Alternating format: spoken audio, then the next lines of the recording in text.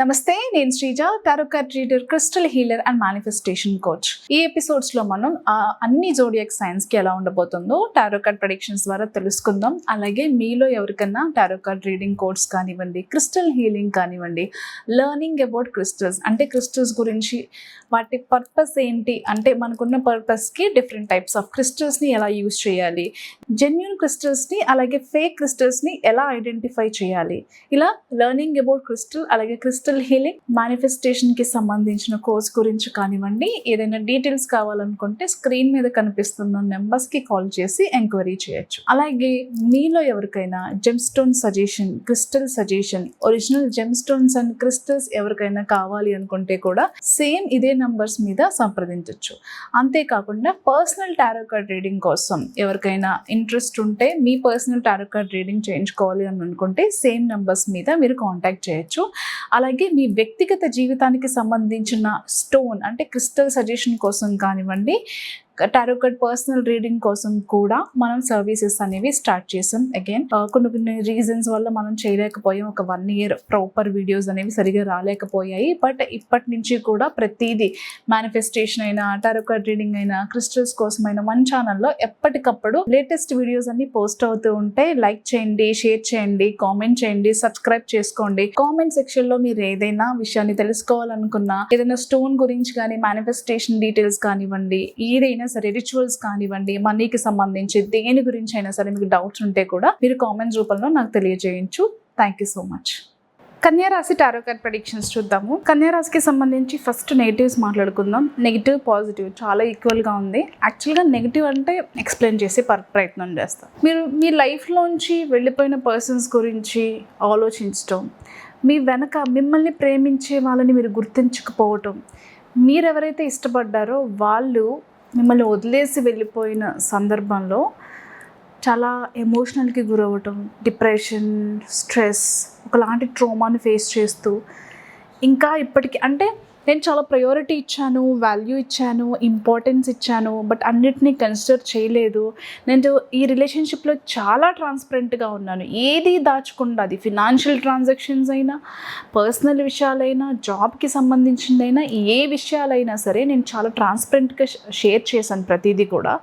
అవతల వాళ్ళు నాతో ఎందుకు అంత ట్రాన్స్పరెంట్గా లేరు, నేను ఇచ్చినంత ప్రయారిటీ, ఇంపార్టెన్స్ నాకు ఎందుకు ఇవ్వలేదు, అసలు ఎక్కడ తప్పు జరిగింది అనే డీప్ ఓవర్ థింకింగ్లో, అదే లూప్లో ఉండి మీకు లైఫ్లో ఏదైతే ఆపర్చునిటీస్, మంచి మంచి కెరియర్కి సంబంధించిన ఆపర్చునిటీస్ అయినా, లేకపోతే వేరే ప్రపోజల్స్ వచ్చినా, పెళ్లి సంబంధాలు వచ్చినా సరే, గతంలో జరిగిన విషయాలే ఇప్పుడు కూడా రిపీట్ అవుతాయేమో అంటే ఎవరిని నమ్మడానికి లేదు, నేను ఎవరిని నమ్మే సిచ్యువేషన్లో లేను, నాకు పెళ్ళొద్దు, లవ్ వద్దు, అసలు జీవితంలో నేను ఒక్కడనే లేదా ఒక్క ఒంటరిగానే ఉండాలని డిసైడ్ అయ్యాను, నాలో నేను నన్ను తప్ప ఎవరిని నమ్మలేను అనే స్టేజ్కి వెళ్ళిపోయిన వాళ్ళు చాలామంది ఉంటారు. కొంతమంది అయితే ఎవరిని నమ్మలేని సిచ్యువేషన్లో ఉన్నాం కాబట్టి పెళ్ళి ఇవన్నీ ఇప్పుడు అవసరమా అనుకునే వాళ్ళు కొంతమంది ఉన్నారు. అయితే ఎక్కువ పాస్ట్లో జరిగిన విషయాల్ని తలుచుకొని బాధపడ్డం, అదే ఎనర్జీని క్యారీ చేయటం వల్ల చాలామంది రియాలిటీని చూడలేకపోతారు. అంటే నిజంగానే మిమ్మల్ని ఇష్టపడ్డ వాళ్ళు కావచ్చు, నిజంగానే మిమ్మల్ని కోరుకుని పెళ్ళి కానివ్వండి, లేకపోతే లవ్ కానివ్వండి, మీ వరకు వచ్చినవి మీరు కాదనుకోవడం కానివ్వండి, అంటే ముందు జరిగిన విషయాలే మళ్ళీ లైఫ్లో రిపీట్ అవుతాయేమో, మనతో ఉండలేరేమో, మనం ఇచ్చిన ప్రయారిటీ ఇవ్వలేరేమో అని చెప్పి ఆల్రెడీ మంచి ప్రపోజల్స్ వచ్చినా సరే యాక్సెప్ట్ చేయలేని సిచ్యువేషన్లో ఉండడం అనేది కూడా అది మీ తప్పే అవుతుంది. కాబట్టి దాని నుంచి బయటికి రావడానికి ప్రయత్నించాలనేది నేను చెప్తాను. ఎక్కడికైనా మంచిగా మీరు ఒక్కరు ఎక్కడికైనా వెళ్ళండి, టైం స్పెండ్ చేయండి, ఒకసారి ప్రపంచాన్ని చూడండి. సాలిట్యూడ్ అంటే మిమ్మల్ని మీరు ఎక్స్ప్లోర్ చేయటం, yoga, meditation, sound healing therapy కావచ్చు, ఏదైనా సరే, లేకపోతే travel is the best therapy నేను చూసినంత వరకు. ట్రావెల్కి వెళ్ళండి, ఎక్స్ప్లోర్ చేయండి, మిమ్మల్ని మీరు ఎక్స్ప్లోర్ చేసిన వాళ్ళు అవుతారు, ప్రపంచాన్ని కూడా మీరు ఎక్స్ప్లోర్ చేసిన వాళ్ళు అవుతారు, కొత్త పీపుల్ని కలుస్తారు. అలా మీరు ఒక ట్రావెల్ ద్వారా చాలా నేర్చుకోగలుగుతారు. కాబట్టి ఏదైనా ఒక స్పిరిచువల్ ఆర్ ఏదైనా పహాడీ ఏరియాస్కి కానివ్వండి, బీచెస్ ఏరియాస్కి కానివ్వండి, మీరు వెళ్ళండి, ఎక్స్ప్లోర్ చేయండి. మీకు డిఫరెంట్ పీపుల్స్ అనేవాళ్ళు మీరు ఎదురవుతారు, మనం చాలా నేర్చుకుంటాం. దానివల్ల మీకు చాలా రిలీఫ్, ఒక హీలింగ్ ప్రాసెస్కి వెళ్ళిపోతారు మీరు. అండ్ గతాన్ని తలుచుకొని మనం ఏం చేయలేం కాబట్టి దయచేసి వదిలిపెట్టేసేయండి. ఎందుకంటే మీకు universe is always ready and మీకు హెల్ప్ చేయడానికి రెడీగా ఉంది, మీకు ఆపర్చునిటీస్ ఇవ్వడానికి రెడీగా ఉంది. స్టార్ కార్డ్ అంటే లైఫ్లో ఇప్పటి వరకు ఒక ఫేజ్ని ఫేస్ చేసి వచ్చారు. సో ఇక్కడ నుంచి అన్ని సిచ్యువేషన్స్ కూడా మీకు అనుకూలంగా ఉంటాయి.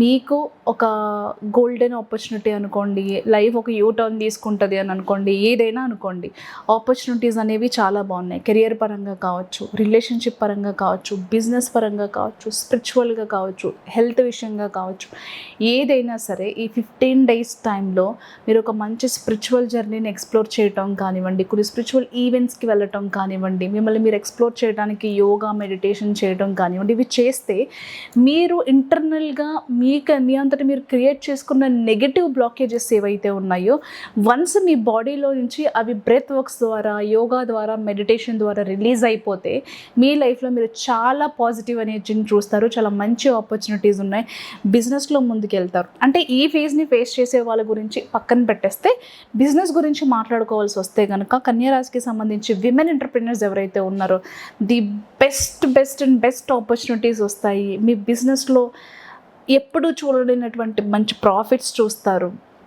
అలాగే మీరు ఏ బిజినెస్ చేస్తున్నప్పటికీ కూడా ఈ రాశికి సంబంధించిన విమెన్ కానివ్వండి, మెన్ కానివ్వండి, ఎవరైనా సరే బిజినెస్ పరంగా మాత్రం చాలా బాగుంటుంది. మిమ్మల్ని మీరు ఇంకొంచెం ప్రమోట్ చేయడానికి ట్రై చేయండి. అంటే సెల్ఫ్గా మీరు మీ బిజినెస్ గురించి మాట్లాడడం స్టార్ట్ చేస్తే అదే మీకు చాలా పెద్ద ప్లస్ పాయింట్ అవుతుంది అనేది గుర్తించండి. కొత్త ఇన్వెస్ట్మెంట్స్ కూడా బాగా కలిసి వస్తాయి. అలాగే కొంతమంది యంగ్ ఇన్వెస్టర్స్తో కలిసి మీరు కూడా వాళ్ళని యాజ్ ఎ పార్ట్నర్గా మీ బిజినెస్లో జాయిన్ చేసుకోవడానికి, లేదా మీరు యంగ్ పీపుల్తో కలిసి ఒక స్టార్టప్ కంపెనీనో స్టార్టప్ బిజినెస్ చేయడానికి చాలా ఇంట్రెస్ట్ చూపిస్తారు, సక్సెస్ అవుతారు. అలాగే ప్రమోషన్, శాలరీ ఇంక్రిమెంట్, జాబ్ రాని వాళ్ళకి అంటే ఎవరైనా కొత్తగా జాబ్ ప్రయత్నాలు చేసే వాళ్ళకి జాబ్ ప్రయత్నాలు బాగున్నాయి. ప్రమోషన్స్ కావచ్చు, శాలరీ ఇంక్రిమెంట్స్ కావచ్చు, ఆన్ సైట్ ఆపర్చునిటీస్ కావచ్చు, చాలా బాగున్నాయి. ఆ డిప్రెషన్ని పక్కన పెట్టేసి కెరియర్ మీద ఫోకస్ చేయండి. ఎవరైనా ఓన్ వెహికల్స్ తీసుకోవాలి అనుకునే వాళ్ళకి ఈ టైం చాలా అనుకూలంగా ఉంది. ఈ టైంలో మీరు ఓన్ వెహికల్స్ ప్లాన్ చేసుకోవచ్చు.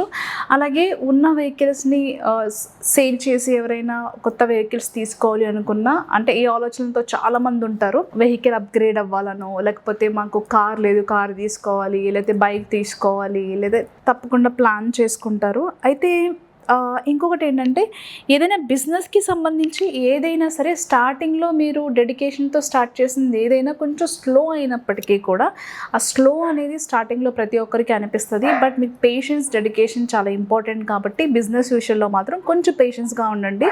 రిజల్ట్ అనేది ఖచ్చితంగా ఫ్రూట్ఫుల్గానే ఉంటుంది. All the best.